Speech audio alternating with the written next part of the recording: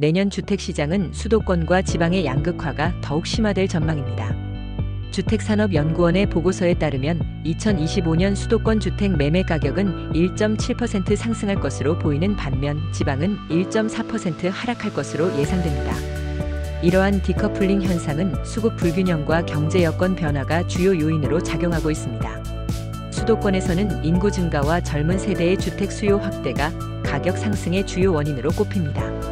특히 30세 도달 인구는 2023년 약 74만 명에서 2025년 73만 5천 명으로 소폭 감소하지만 여전히 높은 수준을 유지하며 주택시장에 지속적으로 영향을 미칠 것으로 보입니다. 공급 측면에서는 인허가 및 착공 물량 감소로 인해 공급 부족 현상이 심화될 전망입니다. 올해 대비 수도권 아파트 입주 물량은 약 26% 감소한 12만 8천 호로 장기 평균에도 미치지 못하는 수준입니다. 반면 지방은 인구 감소와 주택 수요 부진으로 하락세가 이어질 것으로 분석됩니다. 특히 지방광역시의 경우 아파트 가격 하락폭이 도 지역보다 더 커질 가능성이 제기됩니다. 주택 공급 감소와 맞물려 시장 침체가 장기화될 우려도 있습니다. 올해 지방의 아파트 준공 물량은 전년 대비 감소할 것으로 보이며 입주 물량 역시 장기 평균의 75% 수준에 그칠 것으로 예상됩니다. 금리 하락도 주택시장의 중요한 변수로 작용할 전망입니다.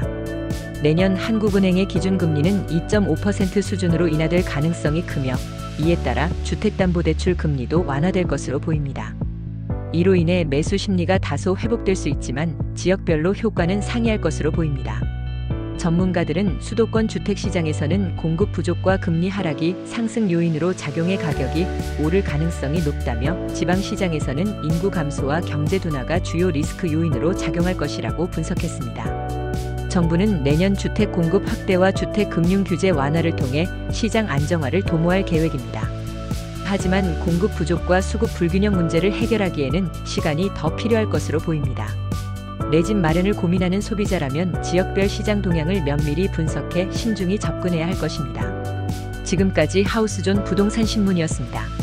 지속적으로 부동산 뉴스와 매물을 동시에 받아보시려면 구독과 좋아요 부탁드립니다. 감사합니다.